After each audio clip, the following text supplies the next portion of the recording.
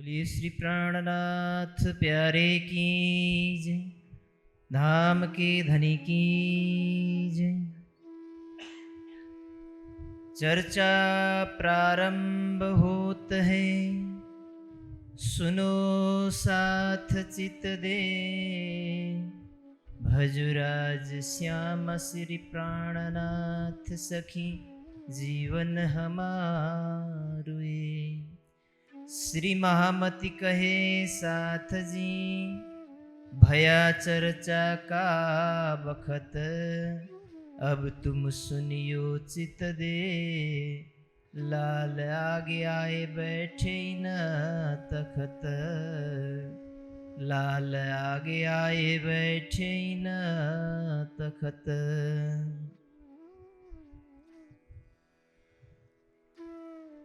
पहले 11 वर्ष और ऊपर 52 दिन, काल माया ब्रह्मांड में खेले मिल निज जन। खेले मिल निज जन। ता पीछे आए रास में इंड जोग माया जागृत। जहां बिरह बिलास दो देख के फिरे इत। प्राणधार सुंदर साथ जी बीतक साहब के महाकारण प्रसंग के अंतर्गत श्री आसबाई सखी श्री जी, जिनको प्यार से लालदास कह करके बुलाते हैं, लालदास जी लिखते हैं, सर्वप्रथम धामधनी ने ब्रह्मात्माओं के साथ कालमाया के ब्रह्मांड में पदार्पण किया तो ब्रजमंडल में आकर के उन्होंने श्री कृष्ण जी का स्वरूप धारण किया। श्यामा जी ने राधिका का स्वरूप धारण किया और सखियों ने ब्रज की गोपियों का रूप धारण करके ब्रज में अत्यंत प्रेम,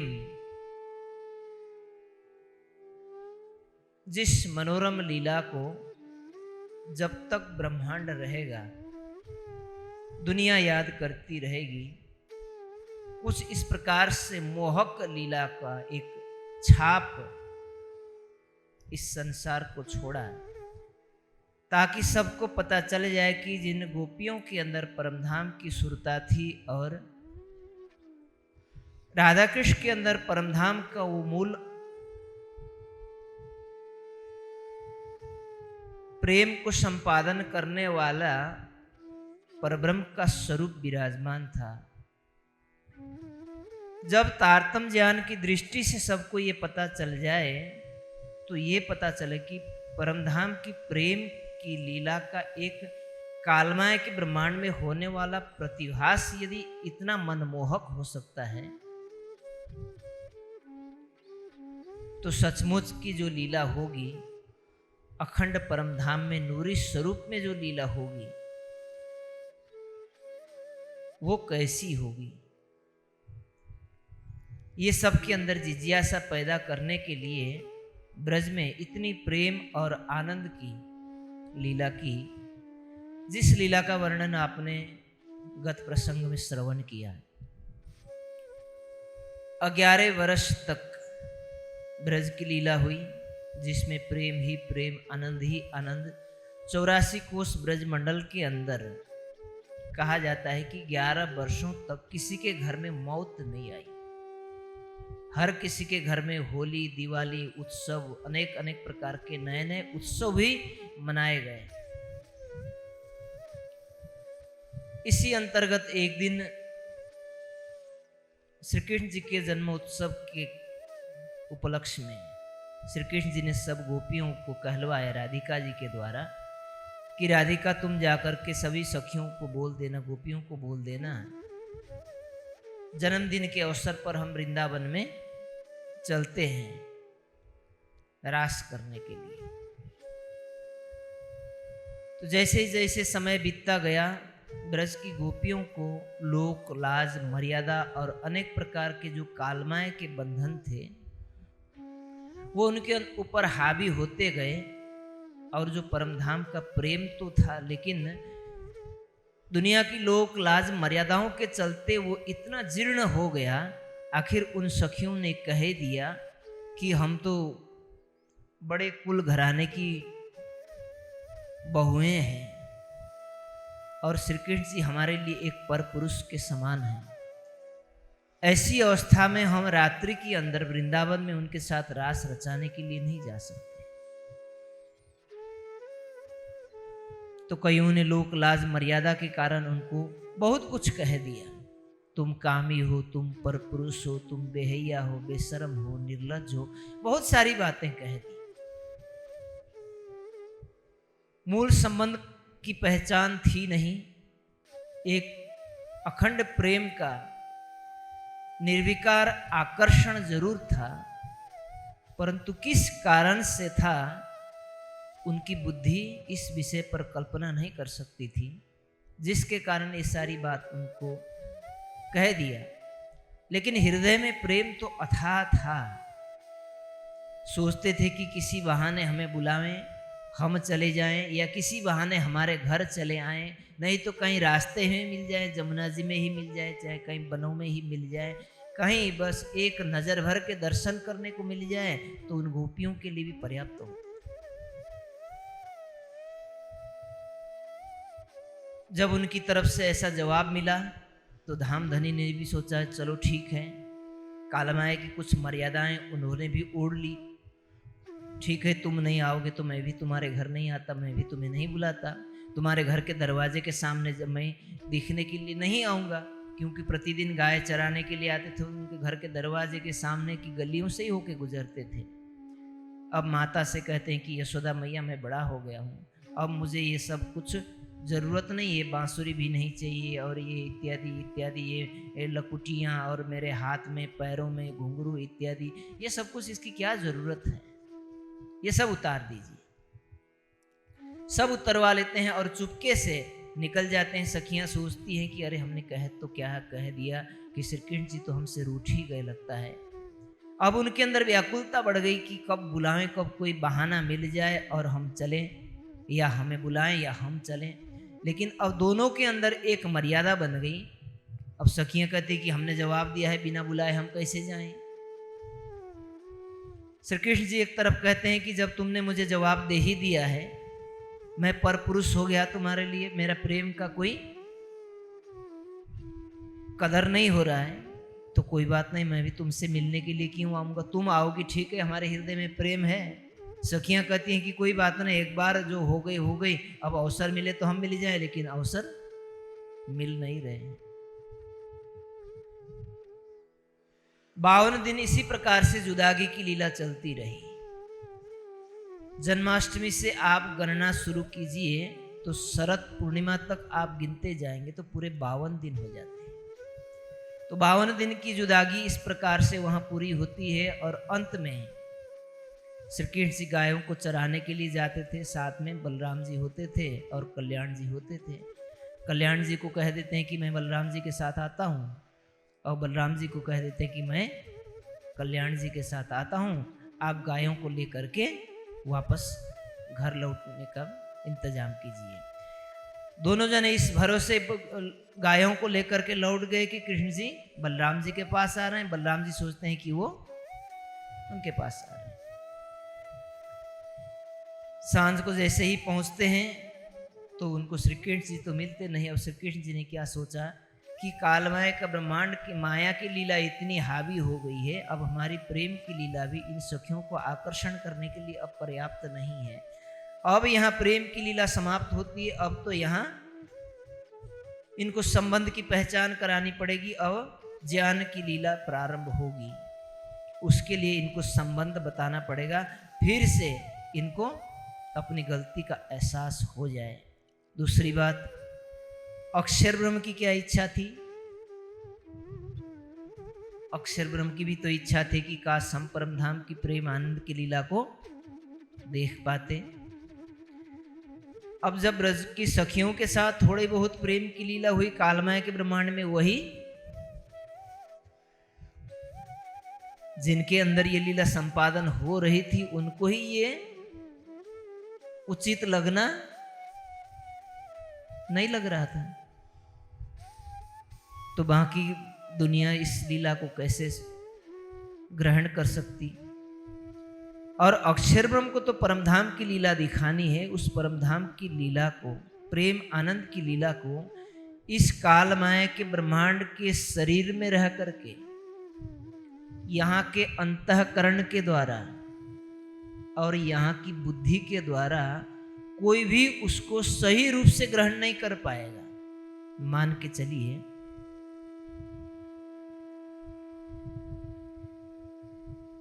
यदि माता अपने नौजवान पुत्र को लेकर के शहर की गलियों में निकल करके वो अपने मातृत्व का प्रेम उस पुत्र के साथ इजहार करने लग जाए, तो दुनिया अपने भाषा में ही उनके प्रेम को प्रस्तुत करना शुरू करेगी। तो परब्रह्म की प्रेम की लीला जो त्रिगुणातीत है, जो अक्षर ब्रह्म को दिखाना है, तो इस कालमय के ब्रह्मांड में उसकी पात्रता न होने के कारण रास की लीला के लिए धामधनी ने योग माया का ब्रह्मांड का चयन किया। भागवत के 10वें स्कंद में रासलीला का थोड़ा सा संकेत किया है। भगवान पीतरात्रि शरद उत्फुल्ल मल्लिका विक्षरंतुम मनश्चक्रे योग माया मुपासित। योग माया का सहारा लेकर के, आसरा लेकर के धामधनी ने, श्री कृष्ण जी ने गोपियों को रास के अंदर प्रविष्ट कराया और योग माया के अंदर उसका आश्रय लेकर के रास की लीला की। संपूर्ण काल माया का ब्रह्मांड, सारे यहाँ के ग्रंथ, यहाँ के सारे विद्वान ये ढूंढते रहते हैं कि ये योग माया प्राणी कौन सा है जहां रास का आश्रय लिया। आप वृंदावन में जाकर के पूछ लीजिए, जहां रास की लीला हुई उसको आज भी क्या कहते हैं, निधवन। और यही मान्यता है, उस निधवन के अंदर से रात्रि के समय में बांसुरी बजने की, घुंघरू बजने की और सखियों के पायलों की झनकार और मनमोहक रास की लीलाओं की कुछ रामतों की झलक वहां सुनने को मिलती है या कुछ उसके निशान देखने को मिलते हैं। आज भी ये मान्यता है। लेकिन वल्लभाचार्य जी ने जो इसका टीका किया है सुबोधनी टीका में, उन्होंने स्पष्ट कह दिया कि रास की लीला कहाँ पर हुई थी, योग माया के ब्रह्मांड में हुई थी। और वो योग माया का ब्रह्मांड कहाँ है, घर थी तीत ब्रह्मांड थी अलगो, परमधाम से भी अलग है और इस कालमय के ब्रह्मांड से भी अलग है। ये तारतम्य की ध्वनिदार श्री प्राणनाथ जी की तारतम वाणी ने इसका निर्धारण किया कि योग माया कहाँ पर है। आपने योग माया का प्रकरण पढ़ा होगा, नहीं पढ़ा होगा तो घर में जाइए, योग माया का प्रकरण निकाल लीजिए। उसमें क्या लिखा, योग मायानो देह धरी ने श्यामाजी थैया तैयार, तत्क्षण तिहा तेने ठाम मारो बालोजी कीधो श्रृंगार।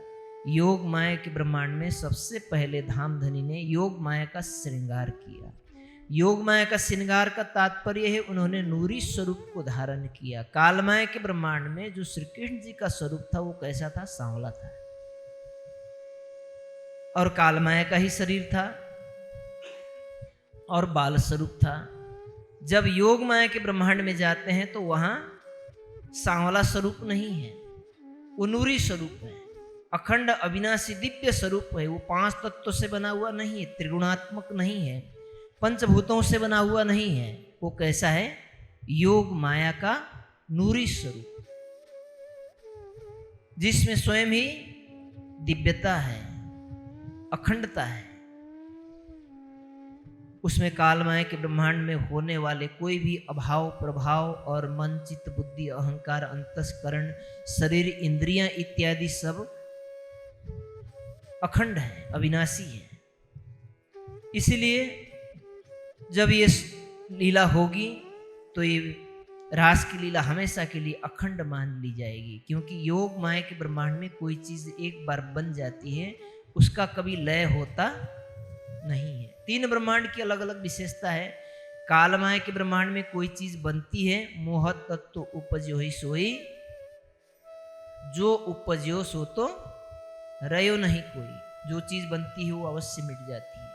योग माया के ब्रह्मांड की विशेषता है, यहाँ कोई चीज बन तो जाती है, लेकिन एक बार बनने के बाद, अस्तित्व में आने के बाद उसका कभी नाश होता नहीं है।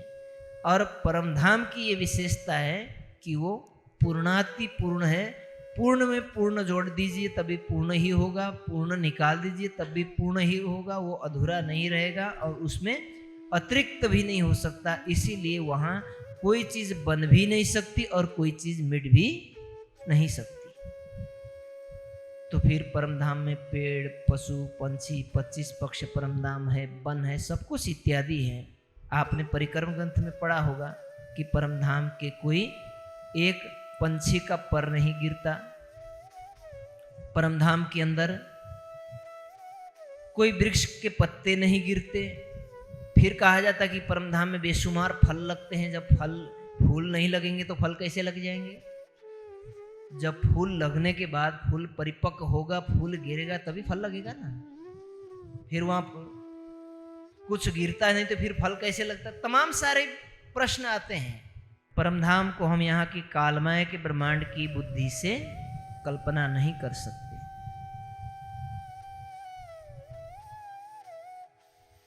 तो इस प्रकार से ये योग माया के ब्रह्मांड के चलते आपने तीनों ब्रह्मांड की विशेषताएं सुन ली। अब हम प्रवेश करते हैं जहां रास की लीला प्रारंभ हो जाती है। रास की लीला प्रारंभ होने से पूर्व श्री कृष्ण जी ने ब्रज की सब सखियों को, ब्रज मंडल का पूरा ब्रह्मांड का प्रलय कर दिया। जब ब्रज मंडल का पूरा प्रलय हो जाता है,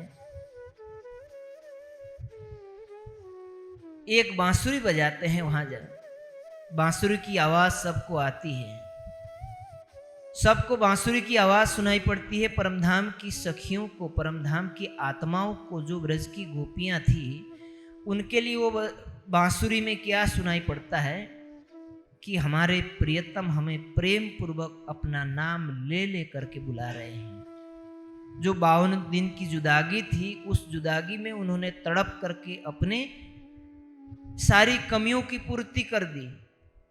उनकी सारी साधनाएं 52 दिनों में पूरी हो गई। उनके अंदर के जो भी विकार उत्पन्न हुए थे, विकार का मतलब आप ये मत समझ लीजिए कि उनके अंदर कोई गलत भावनाएं पैदा हो गई थी। उनके स्वरूप की पहचान न करने की अज्ञानता रूपी विकार उनके अंदर जो उत्पन्न हो गया था, वो प्रेम के विरह के कारण वो सारा समाप्त हो गया। उनको लगा कि हमने बहुत बड़ी गलती कर दी है और उन्होंने इतना प्रायश्चित किया उसका, उनके अंदर इतनी पात्रता हो गई। धामधनी ने उनको एक बांसुरी की आवाज से बुलवा ली। उससे पूर्व अक्षर ब्रह्म को आदेश दिया कि तुमने जिस परमधाम की प्रेम और आनंद की लीला को देखने की इच्छा की थी, उस लीला को दिखाने के लिए कालमाया का ब्रह्मांड सामर्थ्य नहीं रखता। इसीलिए योग माया के ब्रह्मांड में अव्याकृत मन का स्वरूप, सबलिक चित्त का स्वरूप, केवल बुद्धि का स्वरूप, उस केवल ब्रह्म के अंदर एक ऐसी, क्योंकि केवल ब्रह्म अक्षर ब्रह्म की मन की अलादिनी शक्ति का स्वरूप माना जाता है। और जहां मन की अलादिनी शक्ति जहां विराजमान होती है, वहीं पर प्रेम की लीला को संपादित किया जा सकता है। इसलिए केवल ब्रह्म को चुन लिया। केवल ब्रह्म के अंदर एक सुंदर वृंदावन की रचना करो, जहां जमुना जी हो, जमुना जी के दोनों किनारे हो, सुंदर बाग बगीचे हो, और वहां ऐसा सुंदर मनोरम वृंदावन हो जहां रास की लीला रचाया जा सके। ऐसा सुंदर नूरी वृंदावन की रचना करने के बाद अब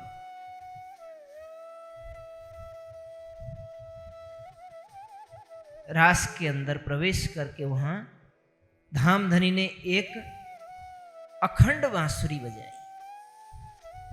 ब्रजमंडल में तो वो बांस की बांसुरी बजाया करते थे, अब यहां जाकर के उन्होंने जो नूरी बांसुरी बजाई वो तीनों लोगों ने सुना। और भागवतकार जिस प्रकार से वर्णन करते हैं, उस बांसुरी की आवाज में जिस व्यक्ति के अंदर जिस प्राणी के लिए अत्यंत प्रेम था, उसकी आवाज सुनाई देती थी। बच्चे के कानों में वो माँ की आवाज सुनाई पड़ती थी, माँ के कानों में बच्चों की कर्ण प्रिय आवाज सुनाई पड़ती थी। गाय के बछड़े जो दूध पी रहे थे, वो अपना इतनी प्यारी धुन सुनाई पड़े कि वो बछड़े दूध पीना भूल गए। और ब्रजमंडल में जिसने सुना, शेष ने सुना, महेश ने सुना, दिनेश ने सुना, गणेश ने सुना, जिन महान विभूतियों ने सुना, किसी की समाधि टूटी, कोई अपनी जिम्मेदारियों को भूल गए, कोई अपने कर्तव्य को भूल गए, कोई उसमें इतने विह्वल हो गए। ऐसा वर्णन किया, कोई पति को नहला रही थी तो गोपियां क्या करती है, अपने लोटे से, जिस लोटे से अपने पति का स्नान करा रही है, वो लोटा उनके सिर पर गिरा। जो गाय लगा रही थी, आज तो बाल्टी में दूध निकालते हैं, उस समय कोई एक लकड़ी का बर्तन होता था, वो वहीं पर छूट गया। कोई भोजन परोस रही थी तो भोजन परोसते परोसते, भोजन कराते कराते कोई थाली उनके पति के सिर पर गिर गया। कोई बच्चों को स्तनपान करा रही थी, बच्चे जमीन पर गिर गए। इतनी मोहनी आवाज थी उस बांसुरी में। सब के सब अपने कार्यों को भूल गए, अपने कर्तव्यों को भूल गए। पशु प्राणी इतने मोहित हो गए, वो चरना भूल गए, दूध पीना, पानी पीना भूल गए। इस प्रकार से भागवत ने इसका वर्णन किया। ब्रज की गोपियों ने सबका अपना अपना नाम लेकर के श्री कृष्ण जी हमें बुला रहे हैं। अब इसमें ब्रज में 3 प्रकार की सखियां थी। कितने प्रकार की? माताएं भी कभी कभी बोल दिया करो, हम आपको कुछ थोड़ी कहेंगे। 3 प्रकार की थी। एक थी रजोगुणी, एक थी तमोगुणी और एक थी सतोगुणी। अब परमधाम की आत्माओं के अंदर ये तीनों गुण किस प्रकार से हुए? क्योंकि परमधाम तो त्रिगुणातीत है, तो उन सखियों के अंदर ये 3 प्रकार के गुण कैसे आए, इसको समझ लीजिए। तो इसको सुन करके हम फिर परमधाम की लीला का वर्णन भी करते हैं। तो आज इतना सब कुछ जान लेने के बाद, समझ लेने के बाद भी कभी कभी हम ऐसे बचपना नादानी वाली बात बता देते हैं। कहते हैं कि परमधाम में भी 3 गुण हैं। तो सतोगुणी है वो एक लाइन में बैठी हुई है, रजोगुणी है दूसरी लाइन में बैठी है, तमोगुणी सखी है वो तीसरी पंक्ति में बैठी हुई है। तो परमधाम में 3 पंक्तियां हैं। तो फिर परमधाम में भी ये तीनों गुण, रजोगुण, तमोगुण और सतोगुण है। तो कालमायिक ब्रह्मांड से परे तो नहीं हुआ ना। हाँ, कम से कम इतना तो कह दो कि ब्रज में जिन सखियों ने तमोगुणी जीव का शरीर धारण किया था, तमोगुणी स्वभाव वाले थे, वो सखियां परमधाम में त्रिगुणातीत होते हुए एक पंक्ति में बैठी, तो कुछ हद तक तो बात समझ में आती। लेकिन आप परमधाम में ही तीनों गुणों को घुसा रहे, जो संभव नहीं है। योग माया में 3 गुण नहीं है, त्रिगुणातीत है। भावातीतम त्रिगुण रहितम, ये तो तारतम ज्ञान के अलावा संसार के ग्रंथ भी कह रहे हैं। भावातीतम त्रिगुण रहितम सदगुरु तुम नमामि, ऐसे परब्रह्म स्वरूप सदगुरु का हम नमन करते हैं। ये तो संसार के ग्रंथ कह रहे हैं। और हम तारतम वाणी को पढ़ने के बाद ये कहें कि परमधाम में 3 गुण है, तो हमारे लिए लज्जास्पद है।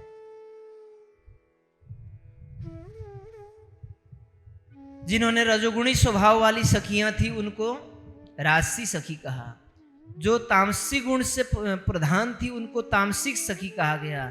और जो सतगुण से प्रधान थी उनको सात्विक सखी कहा गया। ये जीव के स्वभाव के अनुसार है, आत्मा के स्वभाव से नहीं। जो रजोगुणी थी, जो तामसी थी, उन्होंने तो जैसे बांसुरी की आवाज सुनी एकदम, देखिए तामस एक आपने वाणी में भी पढ़ा होगा, विरह का तामस। जब विरह का तामस आ जाता है तो उस समय विरह की सबसे ऊंची अवस्था प्राप्त हो जाती है उस जीव को या उस आत्मा को। और जो सात्विक स्वभाव वाला होता है उसका विरह भी मंदा होता है, जो रजगुणी स्वभाव होता है वो मध्यम वर्ग का होता है। तो ब्रजमंडल को छोड़ने में सबसे पहले कौन सी सखियां भागी थी? तामसी सखियां भागी थी।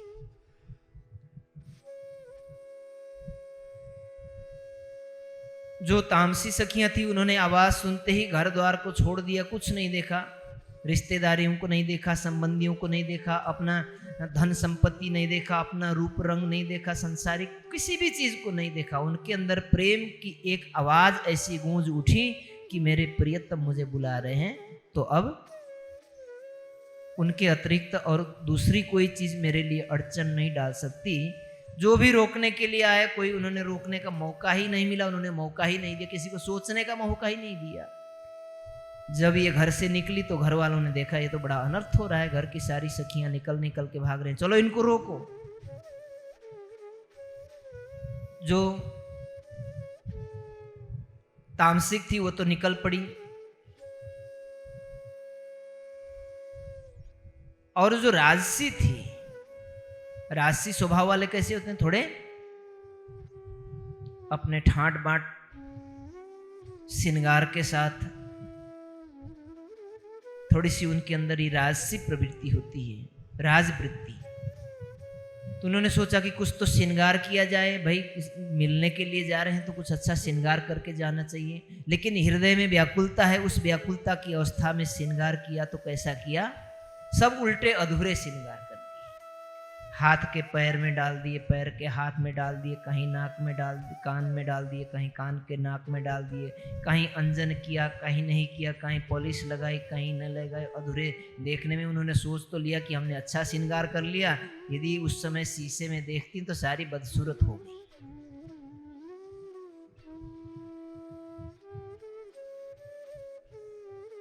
जैसे बेहोश आदमी जब श्रृंगार करने लगता है ना, जिसका दिमाग सही तरीके से काम नहीं करता, तो उनके श्रृंगार में कहीं ना कहीं फर्क आ जाता है कि नहीं आता? लेकिन इनका कहीं ना कहीं नहीं, पूरा का पूरा ही फर्क आ जाता। तो करने लगी तो घर वालों ने देखा, उनको रोक लिया। ये भी ज्यों त्यों करके वहां से रोध हो करके जैसे तैसे उनसे लड़ते झगड़ते इन्होंने भी शरीर का त्याग किया, वो भी निकल पड़ी। अब जो तीसरी रह गई, जो स्वांतसी सखी थी, वो रह गई। उनको तो पूरे घर वालों ने रोक लिया, दरवाजा बंद कर दिए और पीछे जा करके खड़े हो गए, चलो अब कैसे जाओगे? अब इन्होंने विरह में तड़पना शुरू किया, जैसे देर हो गया, विलंब हुआ, उनको रोक दिया गया, तब इनके अंदर की विरह की अग्नि टूट पड़ी और इनको से खुद से संभाला नहीं गया, और ये भी आखिर में इन्होंने भी अपना देह त्याग किया और सुरता से, जिस सुरता से आई थी उसी सुरता से, हालांकि तीनों सखियां सुरता से ही जाती हैं, इनका शरीर तो आगे पीछे कालमाय के ब्रह्मांड में यहीं छूट जाता है और पूरे ब्रह्मांड का लय हो जाता है। तो भागवत में ये सारी चीज वर्णन आती है, लेकिन एक चीज वर्णन नहीं आती।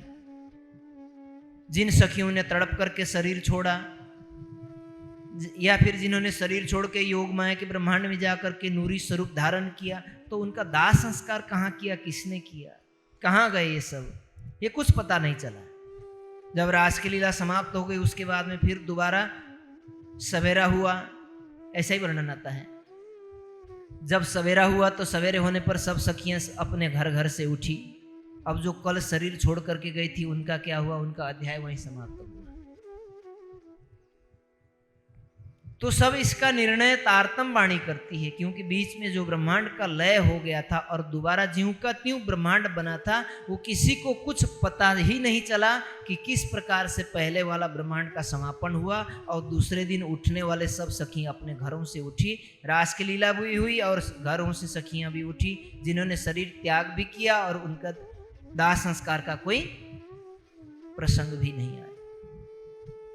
तो इससे यह सिद्ध होता है कि बीच में महाप्रलय का समय आया और उस महाप्रलय को आने के बाद रास की लीला योग माया के ब्रह्मांड में हुई, और योग माया के ब्रह्मांड में लीला हो जाने के बाद यहाँ जब सवेरे घर में सखियां जो उठती हैं, उसमें नया प्रतिबिंब का ब्रह्मांड बना।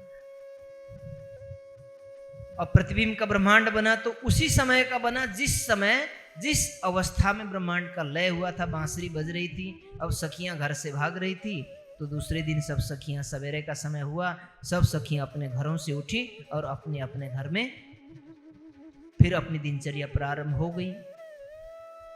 परंतु जो यहाँ रास की लीला हुआ, अब वो महामती जी की तारतम वाणी या श्री लालदास जी ने बीतक में जो वर्णन किया है, उस लीला का हम श्रवण करते हैं। उस लीला में पहुंचने से पहले वहां ब्रह्मांड की रचना हुई और उसमें राज जी बैठेंगे तो किस में बैठेंगे? ब्रज में किस तन में लीला कर रहे थे? श्री कृष्ण जी के तन में।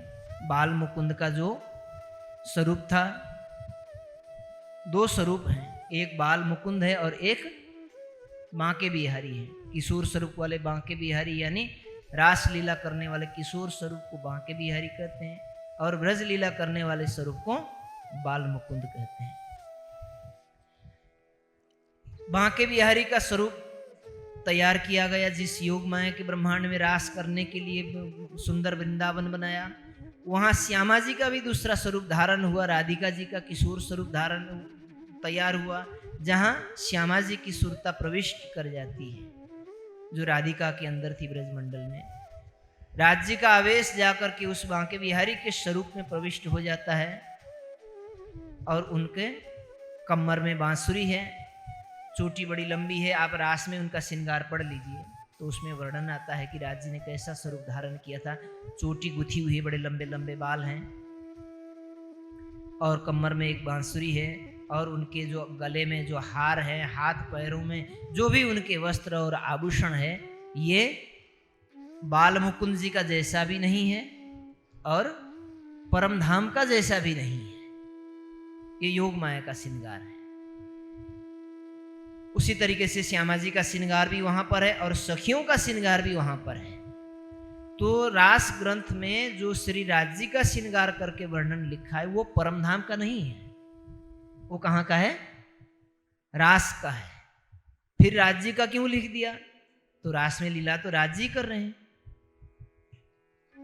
इसीलिए राज जी का लिख दिया, क्योंकि लीला ही राज जी की लीला हो रही है, श्यामा जी की लीला हो रही है और सखियों की लीला हो रही है। लेकिन उस समय में अब ये लीला जब अखंड होगी और वो स्वरूप अखंड होगा, तो ये नहीं कहा जाएगा कि राज जी का स्वरूप अखंड हुआ। क्या कहा जाएगा? बांके बिहारी का स्वरूप अखंड हुआ। जो लीला करने वाली शक्ति थी, अब वो वापस चली जाती है। बीतक की चौपाई क्या कहती है? काल माया ब्रह्मांड में खेले मिले निज जन, ता पीछे आए रास में इंड जोग माया जागृत, तहां बिरह विलास दो देख के फिरे इत। जहां से इस खेल को दिखाया जा रहा है, जहां हमारी परात्म मूल है, जिस मूल मिलावे में बैठे हैं, सबकी सुरता रास लीला करने के बाद वहां वापस लौट जाती है। परंतु उससे पहले यहां जो रास की लीला हो रही है, सबकी सुरताएं रास में प्रविष्ट हो जाती है। सखियों ने उन नूरी तनों को धारण किया योग माया के ब्रह्मांड में। अब राज जी पूछते हैं वहां जो बांके बिहारी के रूप में लीला कर रहे हैं, जिन सखियों ने जाकर के नूरी स्वरूप धारण किया, नूरी तन धारण किया, वहां 12,000 नूरी तन है। अब ब्रज से कितनी सखियां गई? ब्रजमंडल से कितनी सखियां रास में प्रविष्ट कर गई? 12,000 तो ब्रह्म सृष्टियां हैं, जिनको ब्रज की गोपियों के रूप में वर्णन किया है। अक्षर ब्रह्म ने ब्रज में आकर के 24,000 सुरता धारण किया था, जिनको ब्रज में कुमारिका सखी कहा गया। कुमारिका मतलब उन्हीं ब्रज की वधुओं के छोटी छोटी कन्या, 6-7 साल की कन्याओं के रूप में, जिनके विवाह अभी नहीं हुए, उनके रूप में जो ब्रज की कुमारिकाओं के रूप में जो अक्षर ब्रह्म ने जो सुरता धारण किया, वो कालमाया के ब्रह्मांड में ब्रजमंडल में किया। जो परमधाम की ब्रह्म सृष्टियां थी, उनके मूल तन परमधाम में जिस प्रकार से है, उस प्रकार से इन कुमारिका सखियों का मूल तन अक्षर में, मूल अंग या के धाम में न है। इनका मूल तन वहां पर है नहीं। जब ये जागने के ब्रह्मांड में पूरी लीला को देखने के बाद जब वापस लौटेंगे तो क्या होगा? इनका अस्तित्व समाप्त होगा? नहीं होगा। योग माया के ब्रह्मांड में जाकर के दूसरी भविष्यों में ईश्वरी सृष्टि के जो उनका भैस्त है, वहां जाकर के अखंड होंगे। उन्हीं ब्रज की कुमारिका सखियों को जागनी के ब्रह्मांड में ईश्वरी सृष्टि कहा गया है। ईश्वरी मतलब अक्षर की सृष्टि। नारायण की सृष्टि को जीव सृष्टि, अक्षर की सृष्टि को ईश्वरी सृष्टि, और अक्षरातीत की आत्माओं को, उनकी सृष्टि को ब्रह्म सृष्टि। जो योगमाया का प्राणी है उसको भी अक्षर ब्रह्म की सृष्टि कहा जाता है, इसलिए उनको भी ईश्वरी सृष्टि कहा जाता है। अक्षर की पंचवासना भी ईश्वरी सृष्टि के अंतर्गत आ जाती है, लेकिन वो 24,000 से अतिरिक्त है। सब सखियां वहां प्रविष्ट कर जाती हैं, श्री कृष्ण जी के सामने दिखाई पड़ने लगती हैं। श्री कृष्ण जी पूछते हैं कि सखियों, इस रास मंडल के अंदर आप सबका स्वागत है। कहते हैं कि ब्रज में कैसा है? सब कुछ आनंद मंगल से तो है? बाल गोपाल, तुम्हारे घर वाले, तुम्हारे सास ससुर जेठ इत्यादि सब कुछ मंगल से तो है ना? बाल बच्चे सब मंगल से हैं? कैसे आना हुआ? कहते हैं कि सुंदर वृंदावन को देखने के लिए आई हो? तो गोपियां कहती हैं कि नहीं, हम ब्रज को त्याग करके इस रास मंडल के अंदर केवल इस रास की भूमिका को देखने के लिए नहीं आए हैं। आपने हमें रास लीला करने के लिए बुलवाई थी, हम वहां नहीं आ सके तो यहीं से ही अब हम यहां आए। तो श्री कृष्ण जी कहते हैं कि भाई हमारे पास तो कोई इंतजाम है नहीं, क्योंकि जब हमने इंतजाम करके बुलाए थे तो तुमने क्या कहा था? हम कुलवंती नारियां हैं, हम बड़े घराने की बहुएं हैं, हमारी बड़ी इज्जत है, हमारे सास हैं, हमारे ससुर जी हैं, हमारे देवर जी हैं, हमारे श्रीमान जी हैं, हमारे बाल बच्चे हैं, हमारी कुल बिरादरी बहुत लंबी चौड़ी है ब्रज में। तो हम इनको छोड़ करके रात्रि के समय में हम रास मंडल में आपके साथ नहीं आ सकते हैं, क्योंकि मैं तो परपुरुष हूँ। चलो परपुरुष तो सही, कोई बात नहीं थी, मैं गैर ही हूँ, लेकिन मैं कामी हूँ, लालची हूँ, क्रोधी हूँ, बेशरम, बेहैया, ये तो सारे तुमने मुझे कहे थे। फिर इस रात्रि के अंदर फिर उसी परपुरुष से, उसी कामी क्रोधी लालची से तुम मिलने के लिए क्यों आए हो? ये तो तुम्हारे राह देख रहे होंगे, ये तो पूरा वेद शास्त्र के विरुद्ध है। वेद शास्त्र ऐसे नहीं कहते। वेद शास्त्र क्या कहते हैं? यदि पति चाहे कितना भी कुरूप हो, लूला हो, लंगड़ा हो, या फिर अपार कंगाल हो, बहुत तुमसे लड़ता हो, झगड़ता हो, मारता हो, पीटता हो, कुछ भी करता हो, स्त्री के लिए पुरुष परमेश्वर है। उसको छोड़ करके रात्रि के समय में तुम्हें घर से निकलना नहीं चाहिए। एम कहे छे वेद पुराण। वेद पुराण तो कुछ इस प्रकार से कहते हैं। जब इस प्रकार से बहुत सारी उलाहने के शब्द कहें, तो उलाहने का शब्द कहते कहते सखियों ने सुनते सुनते उनको भी कुछ ऐसा लगने लगा, क्योंकि 11 वर्ष 52 दिन तक कालमाय के ब्रह्मांड में रहते रहते उसका संस्कार उनके जीवों में पड़ गए थे। जो ब्रह्म सृष्टियां थी उनके जीव भी तो साथ में थे ना। ईश्वरी सृष्टि के जीव वहां भले नहीं गए, लेकिन ईश्वरी सृष्टि की आत्माएं भी वहां गई थी, कुमारिका सखियों के भी। तो 36,000 वहां पहुंचे थे, 12,000 तनों में एक एक ब्रह्म सृष्टि, 2-2 ईश्वरी सृष्टियों की सुरता प्रवेश कर गई थी।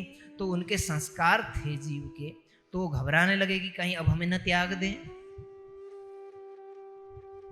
सब कुछ सुनने के बाद अब उनका शरीर में कंपन आने लगा, शरीर अधीर हो गया, मन अधीर हो गया, और कुछ इस प्रकार से गिरने लगी जिस प्रकार से हवा के चलने पर केले के जो बड़े बड़े लंबे तने होते हैं वो अधीर होकर के जमीन पर धड़ाम धड़ाम गिरने लगते हैं। उस प्रकार से वो सखियां नूरी स्वरूप को धारण किए हुए, लेकिन अपने अंदर जो पुराना जीव का स्वभाव था, वो जीव का स्वभाव कालमय के ब्रह्मांड से प्रेरित होकर के, उस संस्कार से प्रेरित होकर के डर से कंपित होने लगा कि कहीं श्री कृष्ण जी हमें न त्याग दें, इसलिए वो जमीन पर गिरने लगी।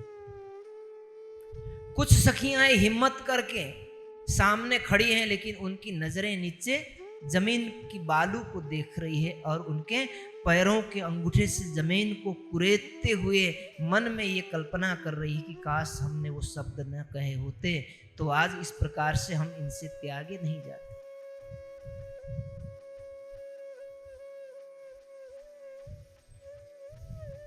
कुछ तामसिक सखियां थी, उनके अंदर आत्मा बल था, जीव के अंदर वो स्वभाव था। जैसे ब्रजमंडल को छोड़ने में उन्होंने अपनी शक्ति का प्रदर्शन करते हुए सबसे पहले अपना शरीर त्याग किया था, ये खड़ी हो जाती हैं और उन सखियों को संभालते हैं और कहते हैं कि देखो तुम अधीर मत हो, अभी हम खड़े हैं ना, अभी तो हम जवाब देंगे, तुम खड़े होके तैयार हो जाओ। तो इंद्रावती सखी जैसी कोई तामसिक सखी सामने खड़ी होती हैं और कहती हैं कि श्री कृष्ण जी धामधनी, यहाँ तो धामधनी पहचान तो कर लिया, क्योंकि यहाँ जागृत बुद्धि है, मोहजन्य बुद्धि वहाँ थी नहीं कालमय की। तो वहाँ जाकर के कहते हैं कि धामधनी, आपने वेद शास्त्र पुराण उपनिषद के सारे उदाहरण दे करके कहे कि तुम्हें अपने घर के पति को नहीं छोड़ना चाहिए, तो हम आपकी ही बात को मानते हैं। वो कालमय के ब्रह्मांड में जिनको हम छोड़ के आए ना, वो हमारे कालमय के ब्रह्मांड के नश्वर शरीर के स्वामी थे। जब वेद शास्त्र और आपके मुख से ही ये कहते हैं कि उनको छोड़ना नहीं चाहिए, पतिव्रता धर्म यदि यह है, तो हमारी आत्मा भी आपकी पतिव्रता है। तो कालमय के ब्रह्मांड का धर्म ऐसा होता है, तो हम अभी योग माया के ब्रह्मांड में है और हमारी आत्मा के स्वामी तुम हो। यदि ना हो तो बोलो, यदि हो तो हमें स्वीकार कर लो, अब हम कालमय के ब्रह्मांड में वापस जाएंगे नहीं।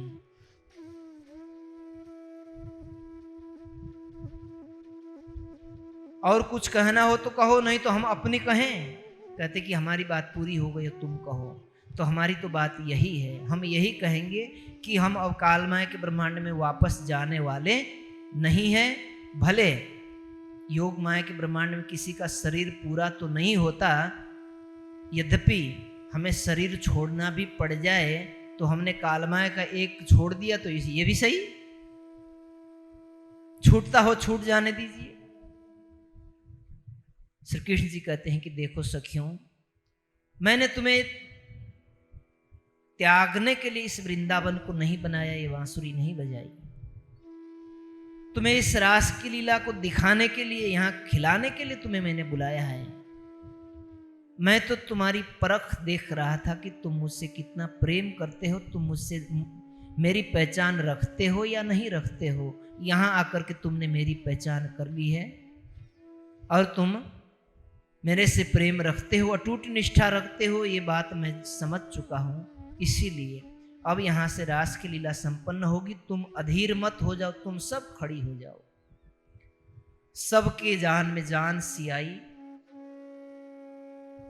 सब सखियां उठ करके खड़ी हो गई और उनकी अस्त व्यस्तता को देखते हुए अब श्री कृष्ण जी ने क्या किया, सब एक एक सखियों के पास जाकर के जो जमीन में गिरी, उन्होंने जो विरह किया,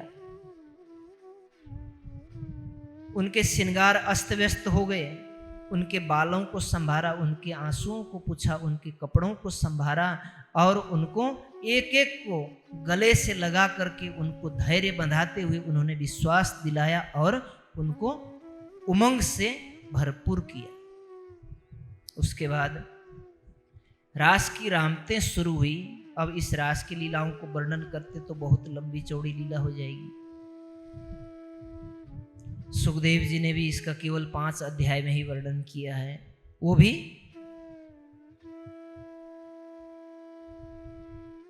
रासलीला का वर्णन करते करते रह गया। कुछ प्रतिबिंब का ही सही उसको जोड़ मोड़ कर किसी तरीके से वर्णन कर दिया। और पूरे जहां श्री कृष्ण लीला को वर्णन करने के लिए उन्होंने भागवत के 12 स्कंद रच दिए। उसमें केवल 90 अध्याय तो 10वें स्कंद में कर दिए, जिसमें 35 अध्याय ब्रज लीला का वर्णन है, 5 अध्याय रास लीला का वर्णन है, और श्री कृष्ण लीला का वर्णन करते हुए उन्होंने 12 स्कंद लिख डाले।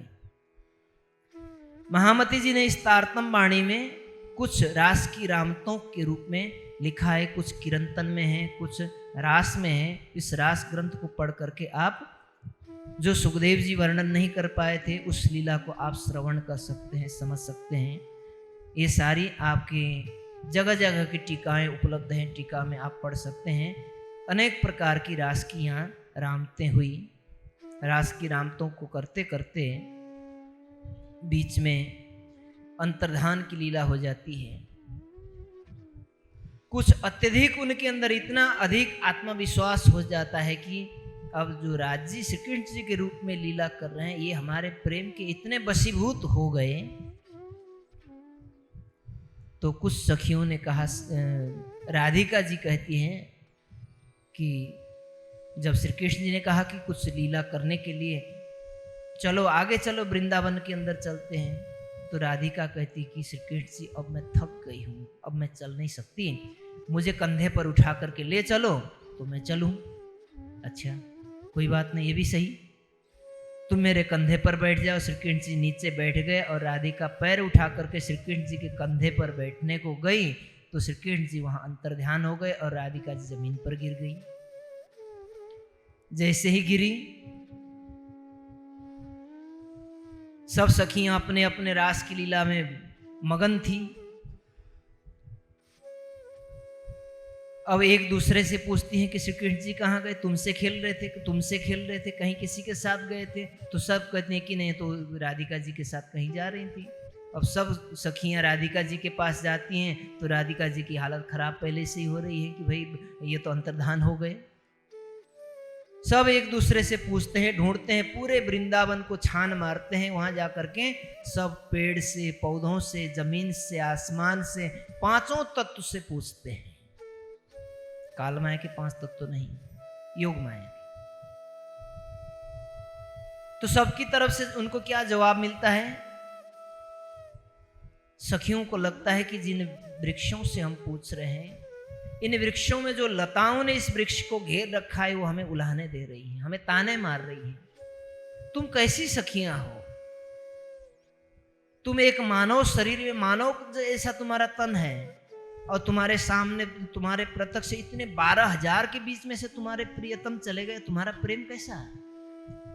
हमने तो एक प्रियतम को जब से पकड़ा है, जब से हमारी बेल, हम लताओं की बेल जमीन से इतनी ऊपर आई होंगी, तब से हमने इनको लिपटा करके रखा है, आज तक हमने नहीं छोड़ा। तुम्हारे कैसे प्रियतम है 12,000 के बीच में से निकल गई? देखो, प्रेम की परिभाषा सीखना चाहते तो हमसे सीख लो। पत्ते कह रहे हमने तो अपने पेड़ों को नहीं छोड़ा, फूल कह रहे हमने तो अपने इन वृक्षों को नहीं छोड़ा, फल कह रहे हमने तो इन वृक्षों को नहीं छोड़ा, जड़ें कह रही हमने तो इन वृक्षों को आज तक खड़ा करके रखा है, और ये वृक्ष सूख भी जाए तब भी हमारा आशिक है, हम इसको खड़ा रखेंगे। तुम्हारी कैसी आशिकी है ये?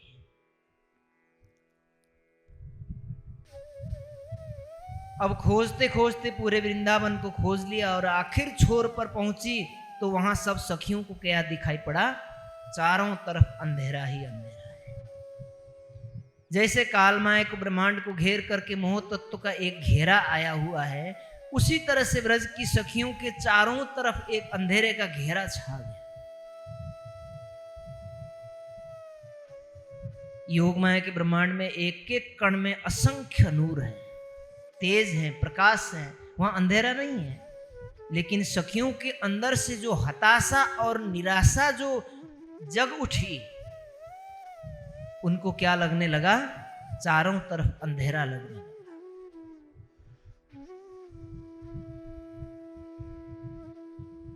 अब सोचते हैं कि अब हम करें तो क्या करें। सब सखियां एकत्रित हो जाती है, फिर हिम्मत जुटाती है, कहते कि हम ब्रजलीला की नकल करते हैं। ब्रजलीला की नकल करते हैं, कोई अगासुर बने, कोई बगासुर बने, कोई सटकासुर बना, कोई बुगला बना, कोई पुतना बने, कोई कंस बना, कोई कुछ बना, कोई कुछ बना, कोई राधा बने, कोई कृष्ण बने, और कहने के रास ब्रज की लीला करते करते ब्रज लीला समाप्त हो गई, अब रास की लीला शुरू होगी। तो रास की लीला कालमाया के ब्रह्मांड से हम योगमाया के ब्रह्मांड में आए, तो बीच में एक लकीर खींच दिया। लकीर खींचने के बाद में एक सखी जाकर के उस ओर खड़ी हो गई, कहते कि अच्छा ब्रज और रास को हमने अलग अलग कर तो दिया, लेकिन इंद्रावती सखी जाकर के श्री कृष्ण जी की लीला करने को राजी भी हो गई, लेकिन कहते कि अब बांसुरी कौन बजाएगा। अब जो बांसुरी बजाएगा वो श्री कृष्ण जी का स्वरूप होगा। जब श्री कृष्ण जी बांसुरी बजाने के लिए तो हमारे पास वो कला नहीं, अगर बांसुरी बजाएं और उस समय सब सखियां जैसे ब्रज से रास में आई, वो तो हमारे बस की बात तो नहीं है। तो इंद्रावती सखी जो बांसुरी बजा रही थी, वहां उन्होंने शायद अपना नाम माणक दे रखा। वहां खड़ी हो जाती है और धामधनी से पुकार लगाती है कि हे धामधनी, मैंने तुम्हारा चोला ओढ़ लिया है, और ये जो मेरे पीछे जो सब सखियां हैं वो उम्मीद लगाए बैठी हैं कि मैं रास की लीला रचाऊं, लेकिन रास लीला तो आप ही रचाते रहे हो, और आपकी अनुपस्थिति में मैं रास की लीला संपन्न तो नहीं कर सकती, मैं तो केवल नकल कर सकती हूँ। तो इसीलिए अब मेरी इज्जत रखना और इन सखियों के अंदर की दुर्दशा को दूर करने के लिए आप उपस्थित हो जाना। विश्वास के साथ बुला लिया। तो धामधनी फिर से प्रकट हो जाते हैं और रास की लीला फिर दोबारा शुरू हो जाती है। अब सखियों के अंदर एक व्याकुलता है, और उसके बाद जो व्याकुलता के अंदर उन्होंने जो तड़पा, भजन किया, इसी तड़पने को ही भजन करना कहते हैं। ठीक है, जो हम संगीत गाते हैं, भजन गाते हैं, कीर्तन इत्यादि अनेक प्रकार की वाद्य सामग्रियों से गाते हैं, कुछ प्रस्तुति देते हैं, कुछ संगीत के लय, ताल, सुर, राग इत्यादि सब कुछ है। ये एक माहौल को जमाने के लिए, अंतरात्मा को शांति देने के लिए, एक इसको मधुर शैली में प्रस्तुत करने के ये सारे ढंग हैं। लेकिन वास्तविक भजन क्या है? उन शब्दों में जो दर्द है, उस दर्द को हम अपनी अंतरात्मा में आभास करें, उसको आभास कराएं। यही तो संगीत है।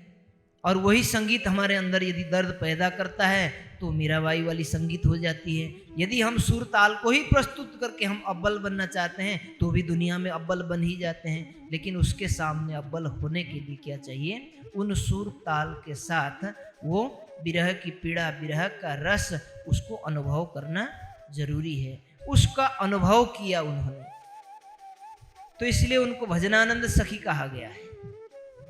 अब दोबारा जब श्री कृष्ण जी आए तो उनको सखियों ने ऐसा देखा कि ये अलग ही रूप धारण करके आए, इनका अलग ही श्रृंगार है।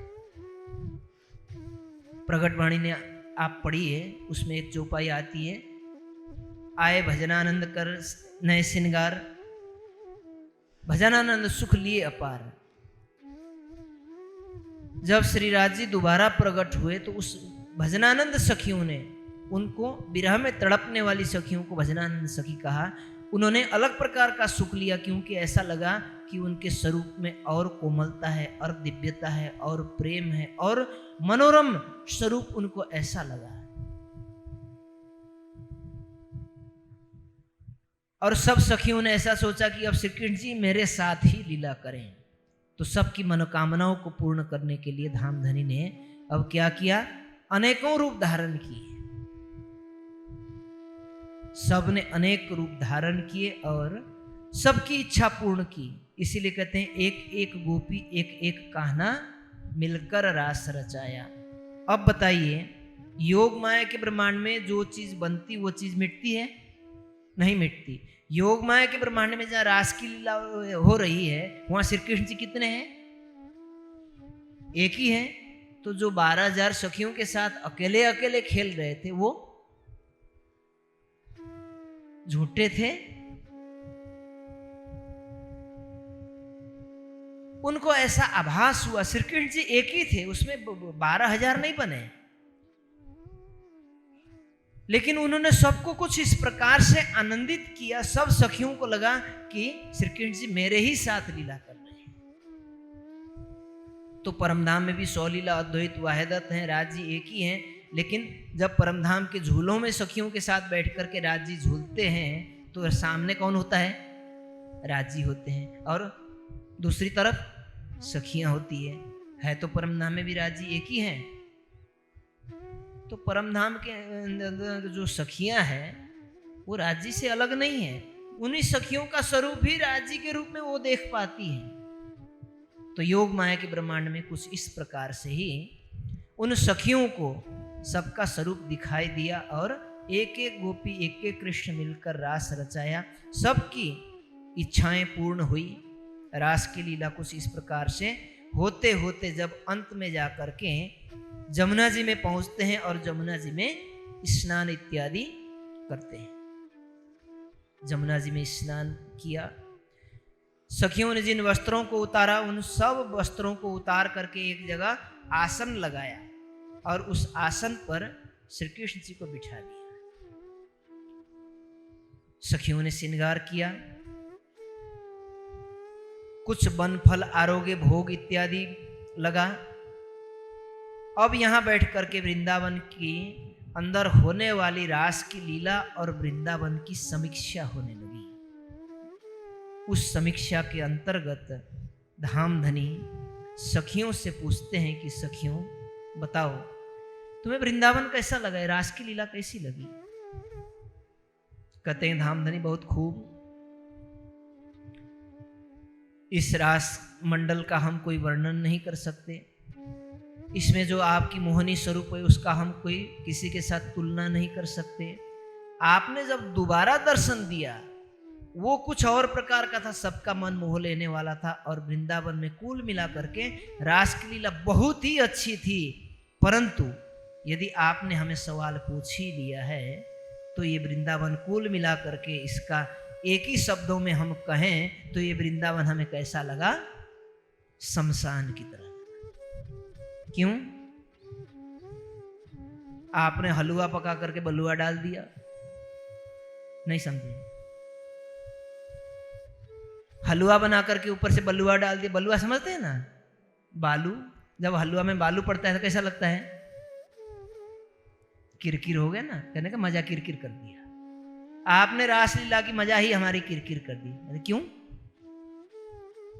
जब आपने जो बीच में अंतर्धान होकर के जो हमें तड़पाया है, एक बार तो तड़पाया ही सही, पहले ही हमें उथले वचन कह करके, उसके बाद जो बीच में अंतर्धान होकर के जो उसमें हमें आपने जो तड़प दी है वो सारे सभी प्रकार के आनंद को उसने हमें क्या कर दिया है? फीका कर दिया। इसीलिए हमें अब ये डर बैठ गया कि कहीं आप हमसे फिर दोबारा भाग न जाओ, हमसे कोई गलती ना हो जाए और आप भाग न जाओ। तो कहते हैं ऐसा तो होगा नहीं। कहते हैं हम कैसे विश्वास करें, हम विश्वास कैसे करें? तो कहते हैं अच्छा कोई बात नहीं, इसका भी हमारे पास निवारण है। बहुत प्रसन्न हो गए, सबके चेहरे खिलखिला गए, प्रसन्न होकर के कहते हैं कि अच्छा कैसे? उसका जवाब मैं बाद में दे देता हूं। अच्छा तुम बताओ कि इसका तुम्हारे पास क्या समाधान है? कहते कि तुम जो कुछ भी करते हो करो, हम तुम्हारे ऊपर विश्वास नहीं करते, हमारी सुनो। कहते बताओ। सब सखियां मिल करके क्या कहती हैं? हवे वाला हूं एटलू मांगू, खिन एक अलगा न थइए, जी हाँ हमने बिरह नहीं चालो ते घर जाइए। बोलो श्री प्राणनाथ। बात समझ में नहीं आई, कुछ श्लोक बोल दिया, गुजराती में बोल दिया। हवे वाला हूं एटलू मांगू, हे बालाजी अब हम आपसे केवल इतना मांगना चाहते हैं, खिन एक अलगा न थइए, अब आप हमसे कभी एक पल के लिए भी अलग न हो जाओ। पक्का यदि आप ये कहते हो कि आप हमारे प्रेमी हो, हमसे प्रेम करते हो, आप हमारे आशिक हो, तो हमारी बात मान जाओ कि हमसे अलग न हो। कहते हैं कि ऐसा तो योग माया के ब्रह्मांड में संभव ही नहीं है। क्यों संभव नहीं भाई? इसका भी कोई कारण है। योग माया के ब्रह्मांड में 9 रस है, हास्य रस, विभत्स रस, करुणा रस, श्रृंगार रस, वीर रस, संयोग रस और वियोग रस। जब ये वियोग रस की पारी आती है तो फिर वही बात हो जाती है। तो इस पारी में, वियोग की पारी में हमें वो घड़ी बड़ी लंबी लगती है, संयोग की घड़ी तो बड़ी छोटी होती है और वियोग की घड़ी बड़ी दुखदाई और बड़ी लंबी लगती है। इसीलिए अब हमें वहां ले चलिए जहां हमने विरह नहीं, चालो ते घर जाइए, वहां हमें लेकर के चलिए जहां आप और हम नवरस की लीला न करें, एक रस की लीला करें, जहां केवल संयोग रस हो और वियोग रस हो ही नहीं। तो कहते हैं कि ऐसा तो परमधाम ही है। तो सब सखियों की सुरताओं को अब यहां से लेकर के कहां चलेंगे? जहां विरह विलास दो देख के फिरे इत जहां से आए थे। जिस मूल मिलावे से हम इस कालमाय के ब्रह्मांड में आए, फिर उसके बाद योग माया के ब्रह्मांड में गए। अब योग माया के ब्रह्मांड में रास की लीला पूर्ण होने के बाद सखियों के आग्रह पर धामधनी अब फिर अपने घर वापस ले करके जाते हैं और वहां जाकर के सबके अंदर जागृति आ जाती है। सबकी फरामोशी टूटी। धामधनी पूछते हैं कि सखियों, तुमने माया का खेल देखा ना? ब्रज को देखा, रास को देखा? हाँ, देख तो लिया। तो बताओ, अक्षर ब्रह्म की बनाई हुई जो माया की दुनिया थी, उसको देखने की जो तुम्हारी इच्छा थी, पूरी हुई? अब सब आनाकानी करने लगी। कोई कान खुजलाने लगी, कोई सिर खुजलाने लगी, कोई इधर कोई उधर, कुछ इस प्रकार की हरकतें करने लगी। राज जी कहते हैं कि अरे, अभी संतुष्टि नहीं हुई क्या? कहते कि हाँ, कुछ तो हमारी बाकी है। कहते क्या बाकी है? वही बाकी है जो आपने कहा था और नहीं दिखाया। क्या कहा था? वहां जाकर के तुम जिस कालमाय के तनों को धारण करोगे, तुम अलग अलग जाति में जाओगे, अलग अलग बिरादरी में जाओगे, अलग अलग देश विदेश में जाओगे, अलग अलग प्रकार के आग, पानी, पत्थर, मिट्टी, गोबर, नदी, नाला, पहाड़, पत्थर, चबूतरे, ये सारे पूजोगे वहां जाकर के। तुम्हारे वहां जाकर के अनेकों इष्ट होंगे, तुम सब उनकी पूजा करोगे। और आपने कहा था मैं स्वयं आऊंगा तुम्हें बताने के लिए, और आप तो ब्रज में आए थे, हमने ब्रज में भी नहीं छोड़ा, रास में भी नहीं छोड़ा, तो ये सब कुछ तो वहां हुआ ही नहीं। हमने ये सारी चीजें कहां देखी? आपने तो गोवर्धन पूजा में कहीं गलती से हम इंद्र की पूजा करने गए तो वो ही सफल होने नहीं दिया, वहां इतने बरसात गिरा दिया कि पूरा प्रलय कर दिया। हमने तो आपको छोड़ करके और किसी से प्रेम लगाए नहीं। आप तो कहते कि कालमाय के ब्रह्मांड तुम्हें इतना मोह लेगा ना, वो तो हमने नहीं देखा। कहते कि अच्छा देख लोगे? हाँ, दिल को मजबूत कर लो, थाम लो।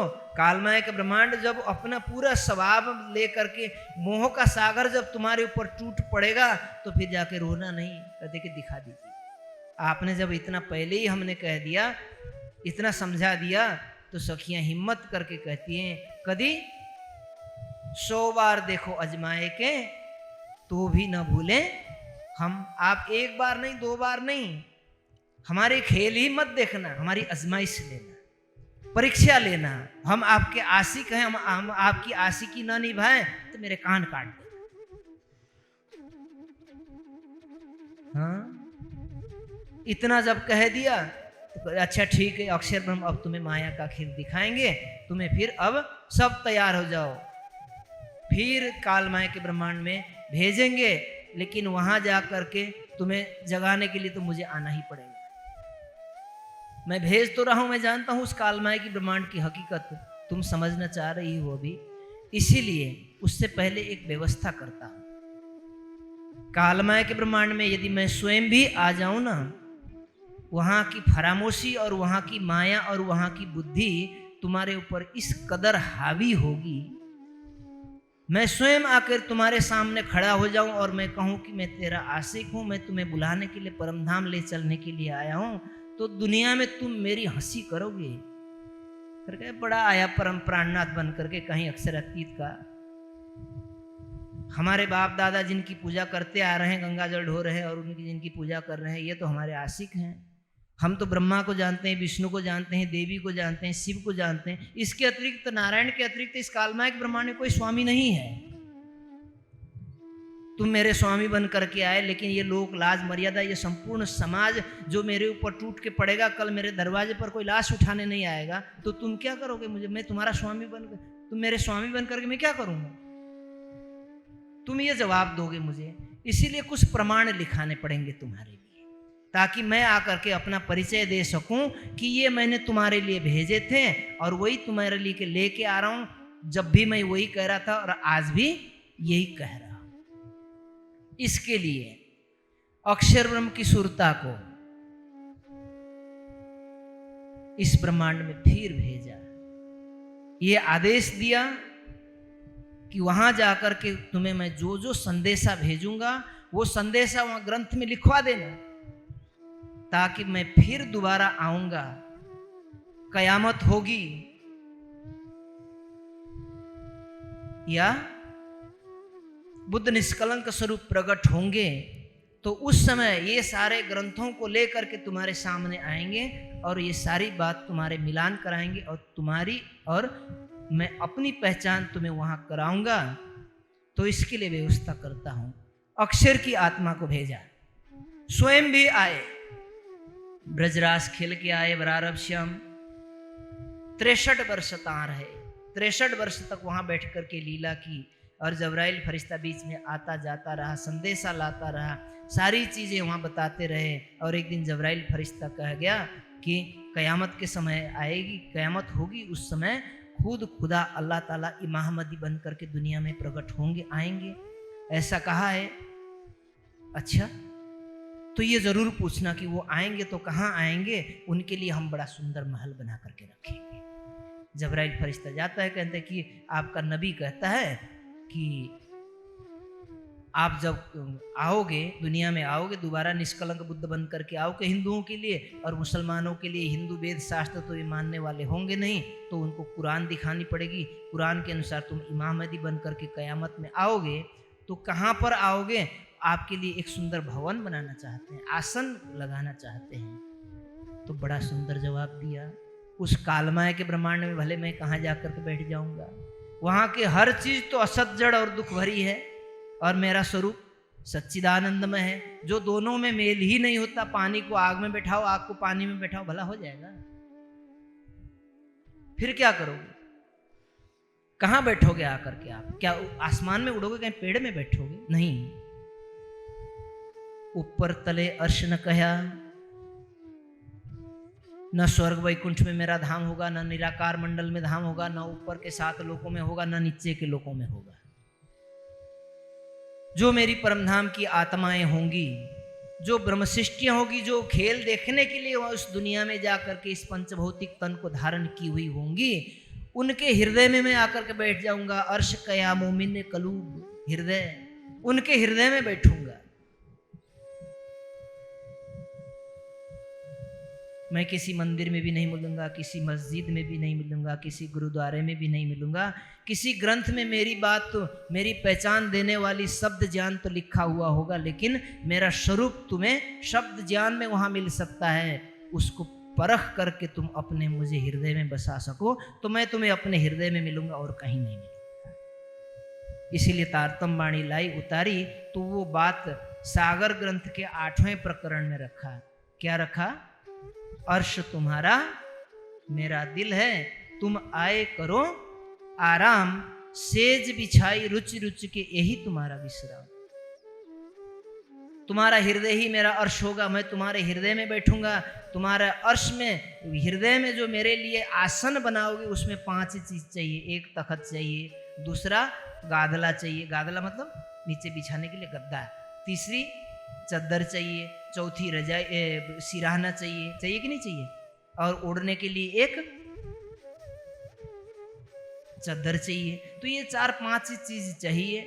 तो ये 5 चीज किस चीज के बिछाओगे? तो उन्होंने कहा महामति कहे इश्क ईमान की, इश्क का पलंग हो। इश्क मतलब ईमान का पलंग हो। ईमान मतलब दृढ़ विश्वास, दृढ़ता हो, उसमें मजबूती हो। मेरे राजी मेरे साथ हैं तो ये शरीर मेरा कल भी नहीं रहने वाला, ब्रह्मांड भी नहीं रहने वाला। इसका जो कुछ होता रहे होता रहे। मैं जिसका हूं और मेरा जो है, उन दोनों के बीच में किसी भी प्रकार से कोई फर्क नहीं आनी चाहिए, कोई खतरा नहीं आना चाहिए। इसको कहते हैं ईमान। जे विद राखे राज, भाई चक्रवर्ती सम्राट बना करके रखो। चक्रवर्ती सम्राट बनाकर रखो तो भी सही। इसके लिए तो राजा जनक ने बहुत बड़ा अच्छा उदाहरण दिया, कहा करके नहीं, अपने जीवन से। ब्रह्म सृष्टियों के लिए बड़ी बड़ी चुनौतियां इस दुनिया के महापुरुषों ने दिया है। चक्रवर्ती सम्राट बने, सपने में उनको ऐसा आया कि वो एक दिन भीख मांग रहे थे, उनके पास कुछ भी नहीं बचा था। भिक्षा मांगने के लिए गए तो वहां 2 बैल लड़ते हुए आ गए और उन जो भिक्षा में प्राप्त किया था थोड़ा सा चावल मिला था और एक क्या बोलते हैं उसको, हंडी, उसका आधा भाग मिला था फुटा हुआ। उसमें कहीं लकड़ी जला करके कहीं चौका लगा करके भोजन पका रहे थे। 2 बैल लड़ते हुए आ गए और उसको भी सत्यानाश कर दिया। और जब उनके ऊपर टूट पड़े तो वो भागने लगे, डर के मारे उनकी नींद भाग गई। तो राज सिंहासन पर बैठे, सोने का मुकुट सिर पर है और चक्रवर्ती सम्राट का छत्र उनके सिर के ऊपर है। और सपने में क्या देखे, मैं एक भिक्षुक था। ये सच है या वो सच है? जैसे ब्रज की गोपियों को हो गया था ना कि श्री कृष्ण जी प्रेम करते हैं, ये सच है या हमें अंतर्ध्यान होकर के छोड़ गए, ये सच है? बड़ी दुविधा हुई। फिर योगियों की सभा लगाई, बड़े बड़े ऋषियों को बुलाया और उनका जवाब तलब किया। तो आखिर में उनको पता चला कि न ये सच है और न वो सच है। न तुम राजा हो न रंक हो, तुम क्या हो, एक शुद्धबुद्ध चेतना हो, वो ब्रह्म के एक चेतना का एक अंश हो। तुम जब उसको प्राप्त करोगे तो तुम असलियत में पहुंच जाओगे। दुनिया का उस समय तुम्हारा सुख भी समाप्त होगा, दुख भी समाप्त होगा। तो इसके लिए तुम्हें ज्ञान की जरूरत पड़ने वाली है। वहां अपना ज्ञान दे दिया। 63 वर्ष की उनकी लीला हुई। अंदर स्वयं बैठे, लेकिन ब्रह्मात्मा वहां कोई भी अवतरण नहीं हुई थी, श्यामा जी भी नहीं आई थी। हुक्म के अमल में ना कोई उतरे मोमिन। ब्रह्म सृष्टियां ही थी, नहीं थी, केवल अक्षर की आत्मा थी। इसलिए राज जी अंदर बैठे, उनको आगे कर दिया, क्योंकि राज जी अपने ब्रह्मात्माओं के साथ ही लीला करेंगे। तो अंदर बैठ करके उनको अग्रणी कर दिया। अक्षर ब्रह्म की सुरता के द्वारा वो लीला संपादन कराया। और पूरे भविष्य में होने वाली किस प्रकार से 9वीं सदी होगी, 10वीं सदी होगी, 11वीं सदी होगी, 11वीं सदी में कयामत होगी, कल के दिन में, फरदा रोज मतलब कल का दिन। दुनिया के 1000 साल बीतेंगे तो खुदा का एक दिन बीतेगा। दुनिया की 100 साल की रात्रि बीतेगी, 100 साल बीतेंगे तो खुदा की एक रात्रि होगी। यानी 11वीं सदी जब पूरी हो जाएगी तो कयामत होगी। कल का दिन यही है। अब इधर हिंदू पक्ष में हुक्म वेद कतेब में लाखों लिखे निशान, अन्य ग्रंथों में भी बहुत सारी चीजें लिखवा दी। दर्शन में ब्रह्मपुरी का वर्णन कर दिया। अथर्ववेद के उसमें 40वें अध्याय में ब्रह्मपुरी का वर्णन कर दिया। और उपनिषद में त्रिपाद ऊर्ध्व अद्वैत पुरुष, अक्षर के जो अमृतमय 4 पाद हैं उसके ऊपर सबलिक केवल और सत्स्वरूप 3 पाद है। उससे परे जो अक्षरातीत ब्रह्म है, अक्षर के तीनों आनंदमय पद से परे। गीता ने लिख दिया कि क्षर पुरुष, अक्षर पुरुष और उत्तम पुरुष। इस प्रकार से तमाम ग्रंथों में लिख दिया। और इसके भेद मैं स्वयं आकर के तुम्हें खोलूंगा। तो इसके लिए अब जागनी के ब्रह्मांड में प्रकट होंगे। जागनी के ब्रह्मांड में जब प्रकट होंगे तो श्यामा जी के साथ सभी ब्रह्मात्माओं का आगमन होगा। तो वो समय कब रहेगा? जब ये लीला हुई अक्षर ब्रह्म की सुरता के द्वारा। इस लीला के साल 990 मास 9 भयो रसूल को जब, यानी 10वीं सदी पूरी होने में केवल 9.25 साल बाकी रहा। 9.25 बाकी रहे 10वीं के बुजुर्ग। 10वीं सदी पूरा होने में 9.25 वर्ष बाकी रह गए थे। उस समय विक्रम संवत 1638 का समय हुआ। परमधाम की श्यामा जी महारानी 12,000 ब्रह्मात्माओं को लेकर के तीसरी बार, पहले ब्रज में, दूसरी बार रास में, तीसरी बार नौतनपुरी में देवचंद्र जी के रूप में प्रकट होंगे। और उनका वृतांत हम, उनकी बीतक हम कल के दिन में सुनेंगे। कि सर्वप्रथम बार इस कालमय के ब्रह्मांड में श्यामा जी का अवतरण होगा और वो इस संसार में आकर के किस प्रकार से ब्रह्म का आनंदमय स्वरूप है, कालमय का तन धारण करने के बाद यहाँ की बुद्धि प्राप्त होने के बाद उनको भी किस प्रकार से फरामोशी परेशान करती है, माया कैसे परेशान करती है और किस प्रकार खोज करेंगी और राज्य को प्राप्त करेंगी। और राज्य को प्राप्त करने के बाद आपके हमारे जैसे उनके जमाने में जो उनके चरणों में आए, अचरा पकड़ पीऊ दिखला उसने, सब उनके अचला पकड़ पकड़ के राज्य से मिलवाए, दर्शन कराए, आड़ी का लीलाओं का दर्शन किया और परमधाम के साक्षात जमुना जी का रसास्वादन कराया और परमधाम का ज्ञान दे करके उनको ब्रह्मानंद रस का पान कराया। ये बीतक कल के प्रसंग में हम श्रवण करेंगे। तो खोज का महत्व रहेगा कल के प्रसंग में। खोज तो खोज सदगुरु पाइए, सदगुरु संग करतार। तो इस प्रसंग को हम कल सुनेंगे, सभी सुंदर साथ समय में उपस्थित होंगे। अब आज के लिए हमारा समय यहाँ पूरा हुआ। ब्रजराज की लीला होने के बाद अखंड हो गई ये दोनों लीला योग माया के ब्रह्मांड में, और तीसरे दिन की लीला भी समापन हुई और चौथे दिन की लीला की शुरुआत होगी कल। तो अब इस प्रसंग को हम कल श्रवण करेंगे। आज सभी मिलकर के यहीं पर इसी चौपाई का आवृत्त करेंगे। चौपाई तो रहिएगा। संबत 1638 आसो सुदी 14 को जन्मे दिन श्री देवचंद्र जी, आए प्रगटे मारवाड़ मो, आए प्रगटे मारवाड़ मो। बोले श्री प्राणनाथ प्यारे की, धाम के धनी की, सतगुरु महाराज की, निजानंद स्वामी की, श्री पांच पद्मावतीपुरी धाम की। अधिक जानकारी हेतु हमारी वेबसाइट www.spjin.org पर आएं और हमारे YouTube चैनल को सब्सक्राइब करें। धन्यवाद।